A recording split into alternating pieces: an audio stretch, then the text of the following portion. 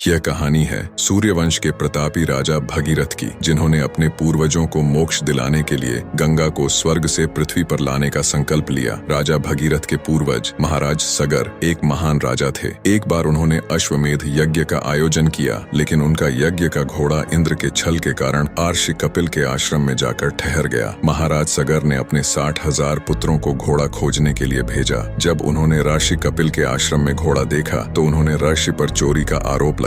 आर्षि कपिल ने क्रोधित होकर उन्हें शाप दिया और सगर के 60,000 पुत्र वहीं भस्म हो गए। इन पुत्रों की आत्माएं पृथ्वी पर भटकने लगीं, क्योंकि उन्हें मोक्ष नहीं मिला। राजा भगीरथ को यह पीड़ा सहन नहीं हुई। अपने पूर्वजों को मोक्ष दिलाने के लिए उन्होंने गंगा को पृथ्वी पर लाने का निश्चय किया। इसके लिए उन्होंने कठोर तपस्या शुरू की। भगीरथ की तपस्या से प्रसन्न होकर ब्रह्मा जी प्रकट हुए। उन्होंने कहा, राजन, मैं गंगा को पृथ्वी पर भेज दूंगा, लेकिन उनका वेग इतना तीव्र है कि पृथ्वी इसे सहन नहीं कर पाएगी। ब्रह्मा जी के निर्देश पर भगीरथ ने भगवान शिव की आराधना शुरू की। भगवान शिव भगीरथ की तपस्या से प्रसन्न हुए। उन्होंने गंगा के वेग को नियंत्रित करने के लिए उन्हें अपनी जटाओं में समाहित कर लिया। शिव जी की जटाओं से गंगा की धाराएं धीरे धीरे पृथ्वी पर बहने लगीं। गंगा ने भगीरथ के पीछे पीछे चलकर सगर के पुत्रों की राख को स्पर्श किया। उनके स्पर्श से सगर पुत्रों को मोक्ष प्राप्त हुआ। इस तरह गंगा ने भगीरथ के प्रयास को सफल बनाया।